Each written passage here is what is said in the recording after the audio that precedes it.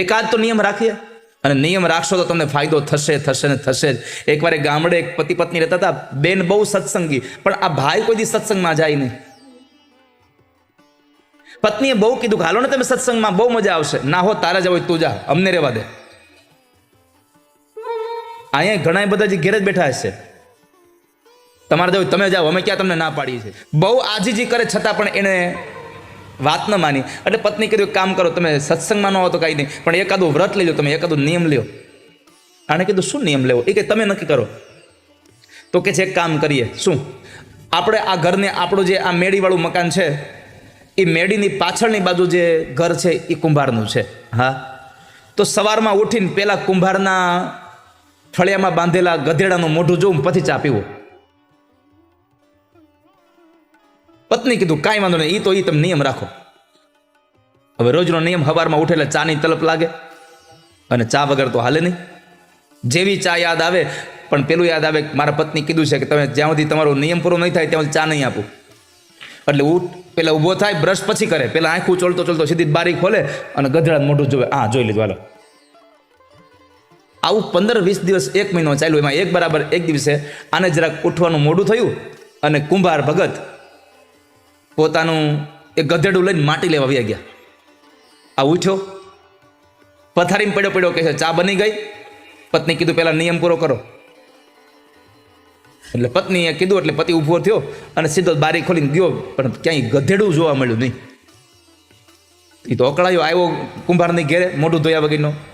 ફળિયામાં બધી બાજુ ગોતે, ક્યાં ગયું. એટલે કુંભાર ભગતના પત્ની હતા, એણે કીધું કે ભાઈ શું ગોતો છો? અરે તમારું અહીંયા ઓલું ગધેડું હતું, ક્યાં ગયું? એ તો તમારા ભાઈ લઈને ગયા માટી લેવા.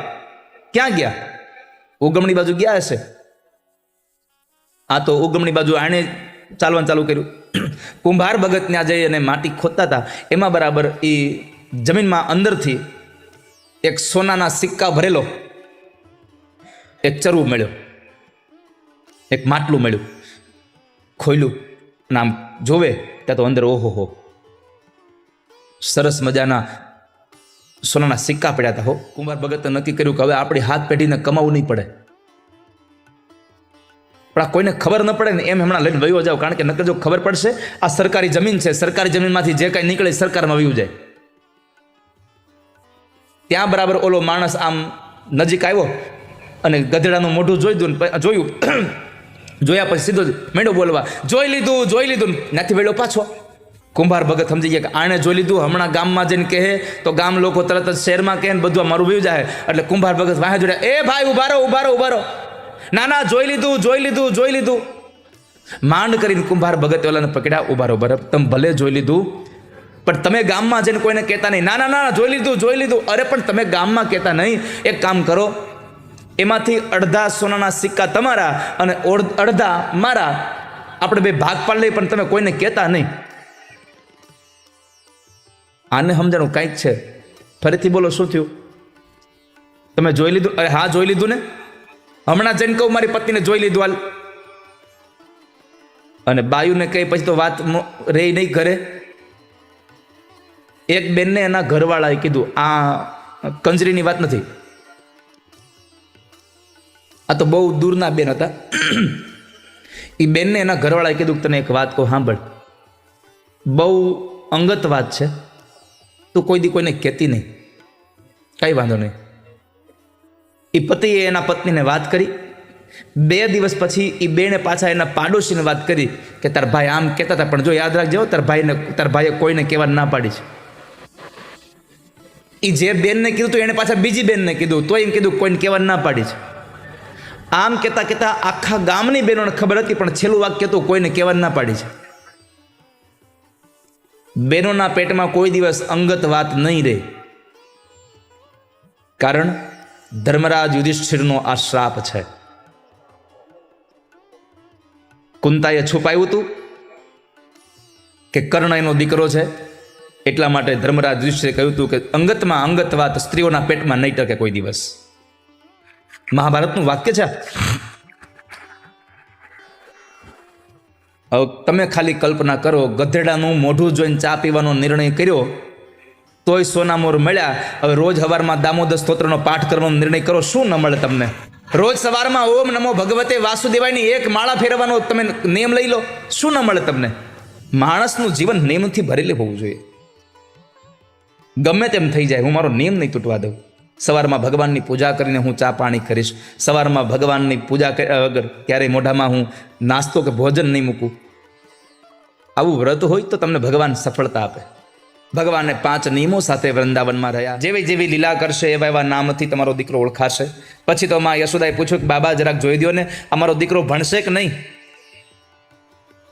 બાબાએ જોઈને કીધું કે અરે માં, તમારો દીકરો ભણશે નહીં, આખી દુનિયાને ભણાવશે ખરો. તો હવે એ જોઈ દો કે મારા દીકરાના લગ્ન થાય તો વહુ કેવી આવશે? અમારે હાહુ વહુને ભણશે? અને સાચી વાત છે, વરાજાના અને કન્યાના મેળાપક જોવા એના કરતા કન્યા અને વરાજાની માના જોવામાં આવે ને, એ બેને ભળે ને એટલે સંસાર હાલે. એક સમય હતો આપણો કે દીકરી મોટી થાય ને એટલે ઘરના બધા લોકો આમ જ્યારે દીકરી મોટી થાય એટલે જોવે ને શું કે અમે તો ભગવાનને પ્રાર્થના કરી બટા તને હાહુ હારી મળે. કારણ કે પેલા હાહુનો આમ આમ આમ આમ પડઘો પડતો. અમે ભગવાનને પ્રાર્થના કરીએ કે તને હાહુ હારી મળે, પણ સમય એટલો બધો આમ આમ પરિવર્તિત થઈ ગયો. હવે હાહુ બીવે છે, વહુ કેવી મળશે? એ તો સીધો હિસાબ છે. તમે તમારા સાસુને સાચવા હશે તો તમારા દીકરાની વહુ તમને હાચવશે હાચવશે ને હાચવશે. પણ વિચાર્યા વગર બોલવાનું બંધ કરી દે તો સાસુને વહુને ક્યારેય પણ મુશ્કેલીનો સામનો કરવો પડે.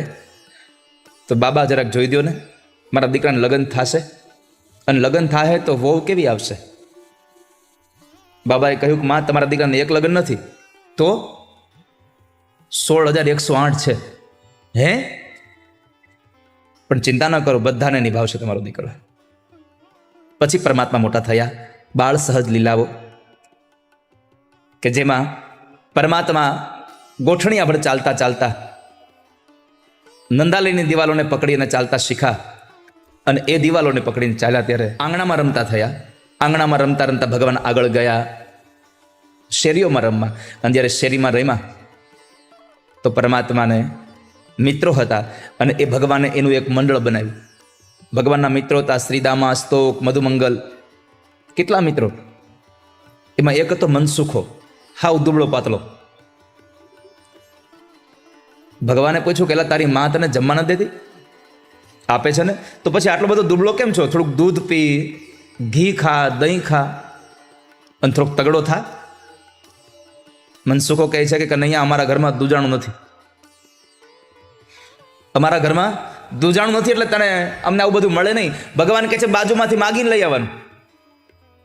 અરે પણ પડોશી માગ્યું કેટલા દિવસ આપે? અરે માગ્યું ન આપે તો ચોરી કરી લેવાની. મનસુખા, બાકી ખાવાનું તો ખરું જ. મનસુખો કે કનૈયા, તું મને ચોરી કરવાનું કહે છો, પણ હે લાલા, હું ચોરી કરવા જાઉં અને ગોપીના હાથમાં આવી જાઉં અને ગોપી મને એક ધબો મારે તો મારું તો ન્યાન્યાન અષ્ટદમ કેશવમ થઈ જાય. તને બહુ ચિંતા હોય તો તું ચોરી કરીને મને ખવડાવ ને. ભગવાન કે હાલ, આ વાત મને ગમી. અને પરમાત્માએ એક મંડળની સ્થાપના કરી. એ મંડળનું નામ હતું ચોર્ય વિદ્યા પ્રસારણ મંડળ. અને પરમાત્માએ બધાને મંત્ર આપ્યો, કફલમ કફલમ. ચોરી કરવા જવાનો એક મંત્ર તો કફલમ કફલમ. એટલે તમે જ્યારે ચોરી કરવા જાઓ ત્યારે આ શ્લોક ન બોલતા હો, કફલમ કફલમ. અને પોતાની વસ્તુ લઈ લે એમાં ચોરી કરી ન કહેવાય. અને બીજું, અહીંયા માખણની ચોરી કરીએ એનો અર્થ છે જેમ માખણ જેમ મુલાયમ છે એમ જેટલા લોકોનું મન મુલાયમ છે, જેનું મન ચિત્ત સારું છે, એની ચોરી પરમાત્માએ કરી છે. માખણ ચોરી મોહન ચિત્ત ચોરી લીધા. 4-5 ગોવાળ ભેળા મળીને એક બીજાને કાંધે ચડીને મટુકીમાં મોરલી મારે મારો શામ શામ આવીને મારી મટુકી ફોડે. પ્રભાવતી હોશિયાર બહુ હતી અને આખા બોલી હતી જરા. એટલે પ્રભાવતીએ યુક્તિ કરી કે હવે આને પકડે પાર છે. આજ 2 દિવસ પછી એક માખણ ઉતાર્યું, મટુકીમાં ભરીને ઉપર શિકામાં લટકાવ્યું અને પોતે પાણી ભરવા ગઈ છે એવું લાગે એટલા માટે ઓલા માટલા લઈ અને ઘરના ખૂણામાં સંતાઈ ગઈ. કનૈયાને સમાચાર મળ્યા, પ્રભાવતીએ માખણ ઉતાર્યું છે, બધાને લઈને આવે છે. ગોપી તો બેઠી બેઠી ગણે, 1 2 3, આખું ઘર ભરાઈ ગયું છોકરાઓથી. જોયું તો માખણ ઉપર હતું. 5-7 છોકરા નીચેનીમાં, એની ઉપર 5-6, એના ઉપર 4-5, આમ કરતા કરતા ભગવાન ઉપર ચડ્યા. ડાબા હાથથી આમ શીકું પકડ્યું, જમણા હાથથી મટુકી પકડી આમ. અને જ્યાં મટુકીજી લેવા જાય ત્યાં ગોપી ખૂણામાંથી બોલી, ઊભા રહેજો બધાય. હવે પ્રભાવતી બોલે પછી ઊભા રહી ત્યાં કોઈ? દેવ ડેરા મૂકીને હનુમાનની હડફેટે ચડે કોઈ? ભાગી ગયા બધા. પણ ઘટના એ ઘટી કે ભગવાનથી શીકું ન મુકાણું. હવે નીચેથી બધા નીકળી ગયા એટલે ભાઈ પોતે લટકી ગયા. પ્રભાવતી બોલે જોર જોરથી કે હમણાં બોલાય એવું હાલ જશોદા, જો તારો કાળિયો આજ રંગે હાથ પકડ્યો છે. ભગવાનને કાળિયો કાળિયો બોલ્યા કરે વારે ઘડીએ. ભગવાનને જરાય ગમતું નથી, પણ અત્યારે કઈ બોલાય એવું હતું નહીં, કારણ કે નકુચા માંગણી આવી ગઈ હતી. અત્યારે પોતે મૌન રહ્યા. પ્રભાવતીને કીધું, પ્રભાવતી આજ પછી તારા ઘરમાં નહીં આવું, પણ આજનો દિવસ જવા દે. પ્રભાવતી કે ના હો કાળિયા, તારી માં કોઈની વાત નથી માનતી. અને એવા સમયે ભગવાને કીધું એક કામ કર, તારે મને માર ખવડાવો છે ને? અરે હા હા કાળિયા, તને માર જ ખવડાવો. તો જો એક કામ કર, તું માં યશોદાને અહીંયા લઈ આવે એના કરતા મને જ ત્યાં લઈ જા ને. તારે તો માર ખવડાવવાથી મતલબ છે ને. પ્રભાવતી થયું આ વાત સાચી છે. ભગવાને નીચે ઉતાર્યા. ભગવાને એ જ કર્યું હતું કે એકવાર નીચે ઉતારે ને તો હમણાં રસ્તો ગોરી લો ગમે ત્યાંથી. નીચે ઉતારે તો થાય. પરમાત્માને નીચે ઉતાર્યા. ભગવાનનો હાથ આમ કચકચાવી નાખી આમ બાવડું પકડ્યું અને પ્રભાવતી લઈને જાય છે ભગવાનને. ઘરની બહાર નીકળે એટલે પહેલાના સમયમાં તો રિવાજ હતો કે લાજ કાઢ્યા વગર હાલવું નહીં ગામમાં. ઘૂમટો તાણ્યો અને એક હાથથી કનૈયાને તબતબાવીને લઈ જાય છે. ભગવાન ના પાડે છો, ગોપી હવે તોફાન નહીં કરું, તારા ઘરમાં નહીં આવું, આજનો દાડો જવા દે. પણ એકની બે ન થઈ. પણ જેવી ઘરની હજી આમ થોડીક દૂર ગઈ ત્યાં આખા ગામના છોકરાનું ટોળું ભેગું થઈ ગયું. ભગવાનને ચોકમાં પહોંચ્યા ને ત્યાં કીધું કે ગોપી હાથ મૂકી દે ને. ના હો તું ભાગી જા. અરે ભાઈ નહીં ભાગું. અરે ના ના, તારો ભરોસો જ નહીં ને. ભગવાન કહે છે કામ કર, તને મારો ભરોસો ન હોય તો મારો બીજો હાથ પકડી રાખ, પણ તું મને આ હાથ મૂકી દે. તો ગોપીએ એક હાથ મૂક્યો ને બીજો હાથ પકડ્યો ને તબતબાવીને લઈ જાય. હાલ તને યશોદા પાસે માર ખવડાવવું, કોઈની વાત નથી માનતો, તોફાન કરે છે. ગામના લોકો જેટલા હામાં મળી બધા દાંત કાઢે કે આ પ્રભાવતી આને માર ખવા ન્યા હું કામ લઈ જતી હશે, આને જશોદા પાસે હું કામ માર ખવડાવવો હશે. બધા લોકો હસતા હતા. એ હસતા હતા એનું કારણ એ હતું કે પ્રભાવતી પાસે ભગવાને એક હાથ મૂક્યો ને બીજો આપ્યો ને એ ભગવાને એનો હાથ ન આપ્યો. બાજુમાં પ્રભાવતીનો દેર હાલ્યો જતો હતો, એનો હાથ પકડાઈ દો. અને પ્રભાવતી એના દેરને જશોદા પાસે માર ખવડાવવા લઈ જતી હતી એટલે બધા લોકો હસતા હતા. ભગવાન તો સૌથી પહેલા પહોંચી ગયા હતા. આવીને માના ખોળામાં બેસી ગયા. માં હું તારો દીકરો કે નહીં? માં કહે છે લલા તને આ થયું શું? અરે તું પેલા મને કહે ને હું તારો દીકરો છું કે નહીં? અરે હા તું મારો જ દીકરો છે. તો તને મારી માથે ભરોસો છે? માં કે હોય જ ને, કેમ નહીં? તો કહે છે કે આ બધી ગોપીઓ મારી પાછળ ખોટે ખોટી પડી ગઈ છે. માં હું કોઈના ઘરમાં કાંઈ લેવા નથી જતો તોય બધી મારી ફરિયાદ કરે છે. એમાં તું મને એ કહે કે આજ કોઈ ગોપી આવીને તને એમ કહે કે મેં તારા છોકરાને રંગે હાથ પકડ્યો તો તું માન ખરી? માં કે તું અહીંયા મારા ખોળામાં બેઠો તો ક્યાંથી માનું? પણ નહીં, આ તો હું તને પૂછું છું કે કદાચ કોઈ આવે અને મને મારું નામ તને દેખ, તું શું કરે? તું મારા ખોળામાં બેઠો છો ને તોય તારી કોઈ ફરિયાદ લઈને આવે કે નહીં તો એને એવી ઉધડી લઉં જિંદગીમાં તારી હામું ન જવું કોઈ દી. ભગવાન કે હા બસ તો મારી માં બરાબર તું. માને એટલું સરસ મજાનું આમ તૈયાર કરી દીધું પ્લેટફોર્મ. ત્યાં બરાબર આંગણામાં ગોપી આવી. યશોદા, એ યશોદા બહાર આવ, કેદાડાના કહેતા હતા તને અમે, પણ તું કોઈની વાત નહોતી માનતી. આ તારા કાળિયાને જો આજ રંગે હાથ પકડ્યો છે. ભગવાન કે લે માં જોઈ લે. હજી તને કીધું ત્યાં તો આવી હોતે આ. માં કે હાલ હાલ ભલે ને આવી. ભગવાનને લઈને માં ગયા. ઓસરીના કોરે માં યશોદા થાંભલી પાસે ઉભા રહ્યા. ભગવાન માના સાડીનો છેડો મોઢામાં નાખીને ઉભા છે. ગોપી હામું જોયા કરે છે ભગવાન. અને જેવી યશોદાએ કહ્યું કે એ ગોપી અવાજ ધીમો કર જરા, આટલી બધી રાડો ન પાડ, અને ઘૂમટો ઉગાડ નાખ, નંદ બાબા ઘરમાં નથી. કનૈયાનો હાથ પકડી રાખ્યો ને આમ ઘૂમટો ઉગાડ્યો. યશોદાને જોયા પણ બાજુમાં કનૈયાને જોયો ને તો ગોપીની આંખો મણી પટપટાવા. આ હું જોઉં છું. ભગવાન હામું જોયું તો ભગવાને ત્યાંથી અંગૂઠો બતાવ્યો કે ખબરદાર મારા છોકરાનું નામ લીધું છે તો આમ જ કરીને તમે મારા છોકરાને બિચારાને હેરાન કરી રહ્યું છો. બધી આ મારો દીકરો મારી ઘરે છે તોય ફરિયાદ લેવા આવી છે. પણ યશોદાએ આ વાત કરી. ગોપી અહીં જોયું કે આ કનૈયો ન્યા છે તો અહીંયા કોણ છે? અહીંયા જોયો તો દેર. શરમને લઈને નીચું જોઈ ગઈ, કાંઈ બોલી શકી નહીં. પણ જતા જતા એના દેરના કાનમાં કહેતી કે તું ઘેરે એવા બધા ધંધા તારા જ છે. ભગવાન પણ રમવા ગયા. ચોકમાં જઈને ગોપીની સામે ઊભા રહ્યા અને કનૈયા એમાં અંગૂઠો બતાવ્યો. બોલે કાંઈ નહીં, ખાલી અંગૂઠો જ આપ. ઘણા બોલે નહીં તો સામેવાળાને બોલવા મજબૂર કરી દે. એકવાર એક છે ને એક સાસુમાં અને એનો દીકરો, મા દીકરો બે રૂમમાં બેઠા હતા આમ સોફા ઉપર, અને આમ મકાનની બાંધણી એવી હતી કે આમ અંદરની સાઈડ સોફો હતો, ત્યાં દીકરો બેઠો હતો, અને સામે સોફો હતો, ત્યાં મા બેઠી હતી, અને આમ અંદર બરાબર બે રૂમ, રસોડું. એટલે જે સોફા રૂમ મા બેઠી હતી ને સાસુમાં, ત્યાંથી રસોડામાં સીધી વહુ દેખાય. એટલે મા બરાબર એના છોકરાને બહુ ફરિયાદ કરતી કે તારી વહુ આમ કરે છે તેમ કરે છે. વહુ ચૂપ, કાંઈ બોલે નહીં, પણ તોય આ મા વધારે બોલતી જાય. એટલે છોકરાએ કીધું કે મારી વહુ અત્યારે બા કાંઈ નથી બોલતી, તોય તમે આટલા બધા તાડુકો છો. પણ મૂળ હકીકત એવી હતી, વહુ કાંઈ બોલતી નહોતી, પણ સાસુ સામું જોવે ને એટલે આમ કરે. સાસુ સામું જો જીબડો કાઢે, બોલે કાંઈ નહીં. એટલે હું વહુને આવું શીખડાવતો નથી હો, નહીં તો બીજી કથા કરવા આવી ત્યારે હાહુ મારી પાસે બધી હશે, તમે કહીને ગયા છો આમાં ક્યારે કરે છે. કનૈ અહીંયા આમ અંગૂઠો બતાવ્યો એટલે ભગવાને કીધું કેમ માર ખવડાવી લીધો મને. ગોપી કહે છે કાળિયા તું આજ છટકી ગયો છો, પણ જો તને માર ન ખડો મારું નામ પ્રભાવતી નહીં. અંતે પરમાત્માએ કીધું કે આજ મારો હાથ જાયલો, પણ હવે જિંદગીમાં આવી કોઈ દી ભૂલ ન કરતી હો. પ્રભાવતી કહે છે પણ તારો હાથ જાયલો તું કરી શું લેવાનો હતો? ભગવાન કહે છે આજ મારો હાથ જાયલો, મેં મારો હાથ મુકાવીને તારા દેરનો હાથ પકડાવ્યો, પણ હવે જો આવી હિંમત કરીશ ને કે મારો હાથ જાળવાનો, તો મારો હાથ મુકાવીને તારા ધણીનો હાથ પકડાવી દે. પછી કહેતી નહીં. ત્યાર પછી પરમાત્માની આ લીલાઓનું રહસ્યનું વર્ણન કરતા કરતા દીકરાઓની ફરજ કેટલી છે. અંધ મા બાપનો દીકરો શ્રવણ ગામમાંથી જ્યારે સંઘ જતો હતો, શ્રવણના મા બાપે બે જણા વાતો કરતા હતા કે આપણી આ ઉંમરે હવે આપણે તો તીર્થમાં જવું જોઈએ, પણ આપણે કેમ તીર્થમાં જઈએ? આપણે શું તીર્થમાં જઈ શકીએ? આપણે તો આંખો નથી, આપણને કોણ લઈ જાય? આપણે તો ખાડા અને એ ટેકરાઓમાં ક્યાં જઈએ? દીકરા શ્રવણ હારે વાત કરતા હતા કે ભાઈ અમારે તો યાત્રા કરી, પણ કેમ જવું? આપણી પાસે કંઈ છે નહીં. શ્રવણે કીધું કે હું તમને લઈ જઈશ. આપણે તમે પૈસા પડ્યા છે, પૈસામાંથી આપણે થોડીક સંપત્તિ વાપરી નાખીએ, યાત્રાએ જઈએ. ના ના હો ભાઈ, પૈસા તને પરણાવવા હાટું રાખ્યા છે. શ્રવણના આંધળા મા બાપ કહે છે કે તને પરણાવવા માટે મેં પૈસા રાખ્યા છે, એ પૈસા અમે આમ નથી વાપરવાના, અમારે જાત્રા નથી કરવી, અમે તો ઘરમાં અમે ભગવાનનું નામ લઈને બેસીશું. અને અમે જાત્રામાં જઈએ તો અમે ક્યાં કાંઈ જોવાના હતા? અમને ક્યાં આંખો આપી છે? શ્રવણે કહ્યું ના, હું તમને યાત્રામાં લઈ જઈશ. ભાઈ અમે હાલી ન શકીએ, કેમ જવું અમારે?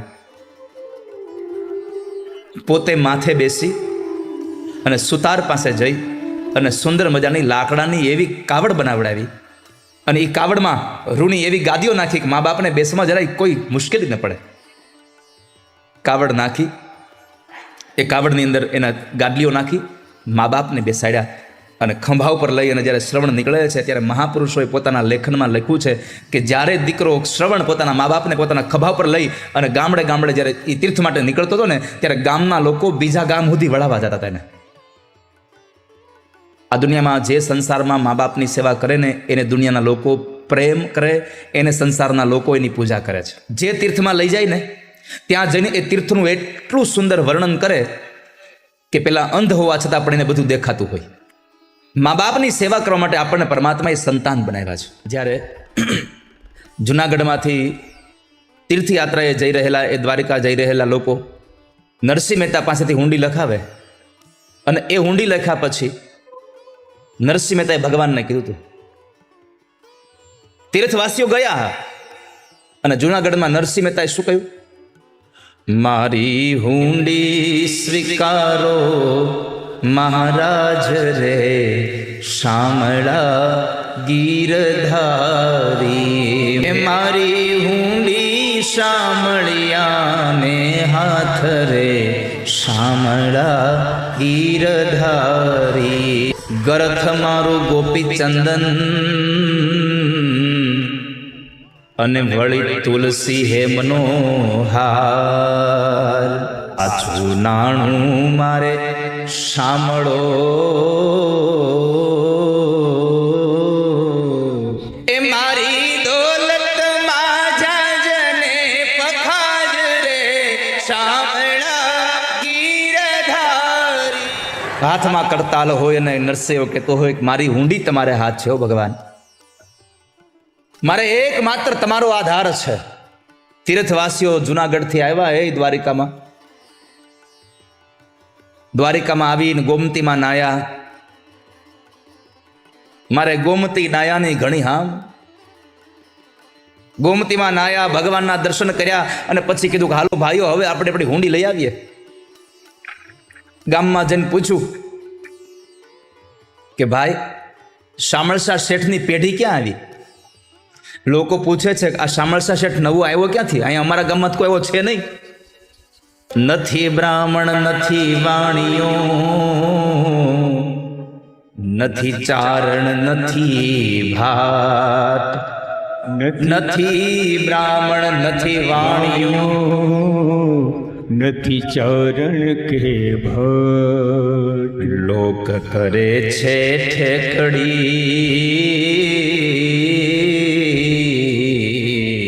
એ નથી શામળશા શેઠ એવું નામ રે, શામળા ગીરધારી. આ ગીત જ એવું છે. અને જ્યારે લોકોએ કીધું કે અમારા ગામમાં કોઈ અહીંયા શામળશા શેઠ નથી, ત્યારે તીર્થવાસીઓ દુઃખી થઈ ગયા. દુઃખી થયેલા તીર્થવાસીઓ એટલું બોલ્યા છે કે ભાઈઓ આપણે છેતરાઈ ગયા, પેલો જુનાગઢનો ધુતારો આપણને ધૂતી ગયો. જુનાગઢનો ધુતારો ધૂતી ગયો એટલા શબ્દ સાંભળ્યા અને ભગવાન ઠાકોરજીથી ન રહેવાયું કે મારા નરસૈયાને ધુતારો કીધો. દ્વારકાના નિજ મંદિરમાંથી ભગવાનનું તેજ ઓછું થયું અને ઠાકોરજી શામળશા શેઠનું રૂપ લઈને દોડ્યા છે તીર્થવાસીઓની પાછળ. દ્વારકાના જગત મંદિરમાંથી ભગવાને રૂપ લીધું શામળશા શેઠનું. કેમ? અહીંયા તીર્થવાસીઓએ જુનાગઢ વાળાને ધુતારો કીધો એના કરતા વધારે પ્રભાવ હતો નરસિંહના હાથના કરતાલનો. એ ઠાકોરજી મારે એક તારો આધાર છે, મેં તારા ભરોસે આ લખી આપી છે ઊંડી, તું લાજ રાખજે. ઊંડી લાવો હાથમાં અને આપું પૂરા દાન. તીર્થવાસીઓની પાછળ જઈને કીધું કે ભાઈ તમે ક્યાંથી આવો છો? અમે ભાઈ જુનાગઢથી આવીએ છીએ, પણ અહીંયા અમને એક હુંડી લખી આપી હતી, પણ અહીંયા શામળશા શેઠ કોઈ નામ નથી, પેલો જુનાગઢનો ધુતારો અમને ધૂતી ગયો. અરે હું જ શામળશા શેઠ છું, હું તમને ગોતું છું ક્યારનો. લાવો હુંડી લાવો. તમે કલ્પના કરો કોરા કાગળમાં હુંડી લખી તો આને ખબર હતી કે અહીંયા 700 રૂપિયા જ આપવાના છે. હુંડી સ્વીકાર લીધી, પૈસા આપી દીધા, શામળશા શેઠ મારું નામ. અને પછી જે ભગવાને વાત કરી છે, હુંડી સ્વીકારી વાલે સાંભળે અને અરજે કીધા કામ. મેતાજી ફરી લખજો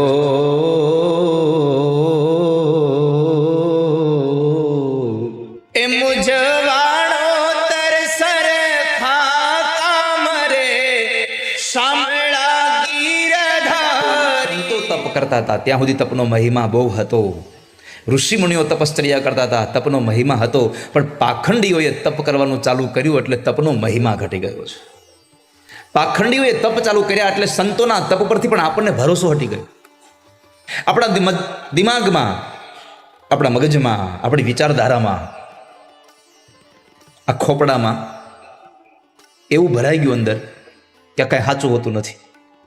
જ્યારથી ખોટું હોનું ગામમાં આવ્યું છે ને પેલું પીળું, ત્યારથી આપણને સાચું હોનું નામ એવો કટકો મળે ને તો આપણે થાય કે આ ખોટું હશે, સાચું થોડું હોય. એક અવસ્થા ઉપર આપણે નિર્ણય કરીએ છીએ. ધનવાન માણસો ખોટો હાર પહેરીને નીકળે તો આપણે શું કહી, ભાઈ એ થોડું ખોટું પહેરે, એને ક્યાં તાણ છે, એ તો સાચું જ પહેરે ને. અને કોઈ માણસ આર્થિક સ્થિતિ નાની હોય પણ વર્ષોથી ભેગા કરતો પૈસા, અને એના પરિવારમાં કોઈ કે નાનું એવું ઘરેણું ખાલી પહેર્યું હોય ને તો કે હવે એને તેવડ છે લેવાની. આપણે અવસ્થા ઉપર જઈએ છીએ. માણસો ઘરને ચોખ્ખી રાખવા, મકાનને ચોખ્ખું રાખવા તો કેટલાય પ્રકારના કેમિકલ્સ યુઝ કરે છે.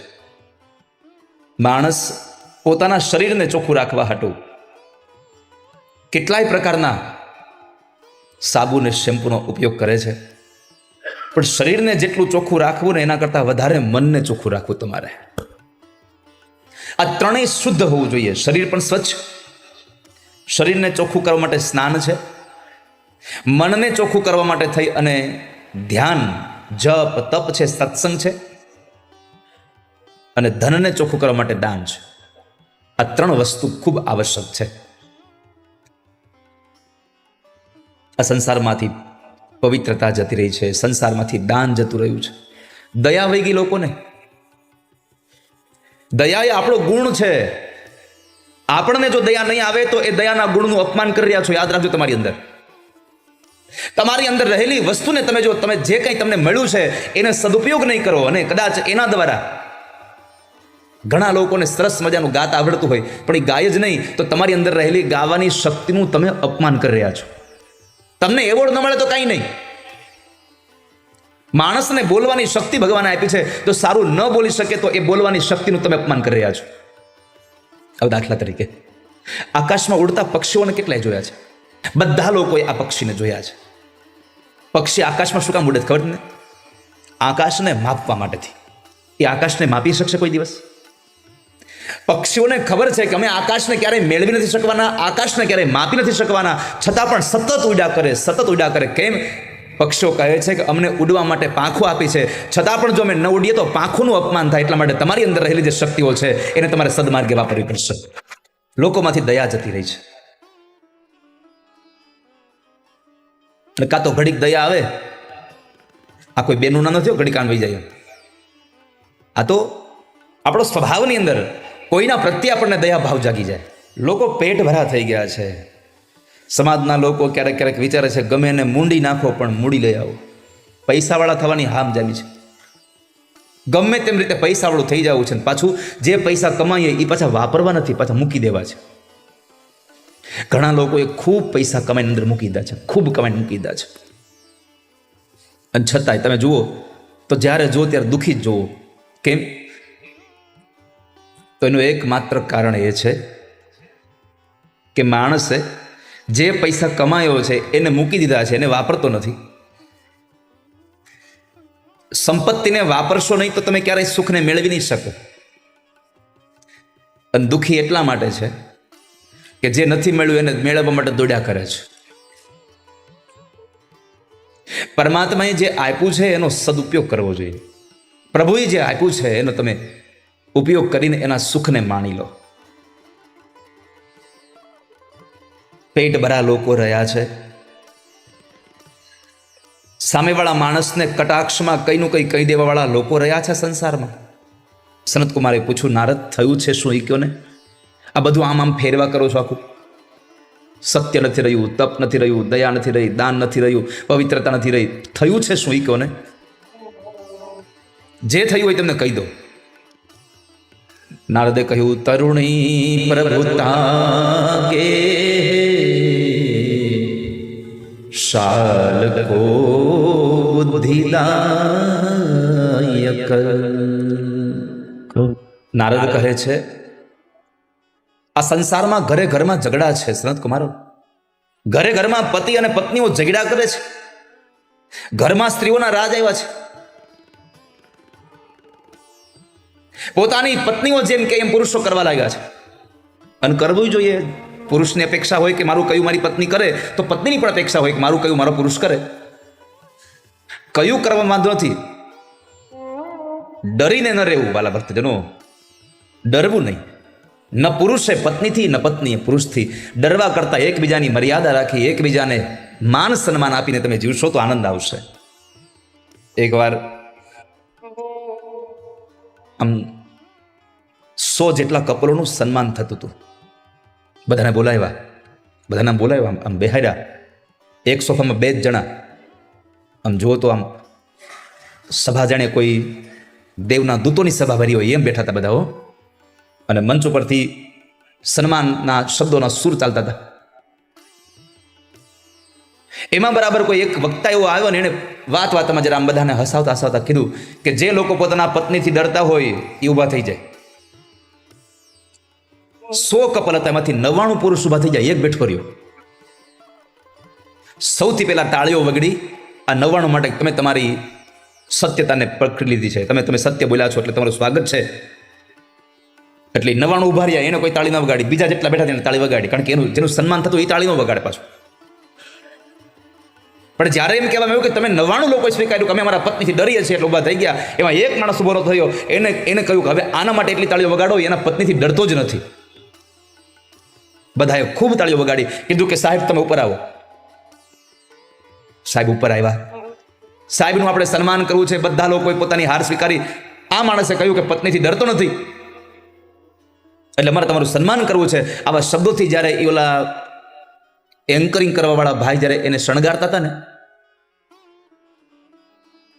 એને સન્માન કરતા હતા શબ્દથી, ત્યારે જે માણસ ઊભો નહોતો થયો પોતાની પત્નીથી, ડરતો નથી એવું કહેવા માટે, એણે કાનમાં જઈને કીધું ભાઈ તમે આટલું બધું કહોમાં, એ તો મારી ઘરવાળી કીધું તું ખબરદાર ઊભા થયા છો. તો સગા ભાઈને સગો ભાઈ પોતાનું કામ કરવું છે પૂછતો બંધ થઈ ગયો, છેક દૂર સુધી ફોન કરે છે. શાળાઓનો સમય આવ્યો છે, સગા ભાઈને પૂછતો નથી કે મારા કામ કરવું છે તો શું કરવું જોઈએ. શાલકો બુદ્ધિદાયક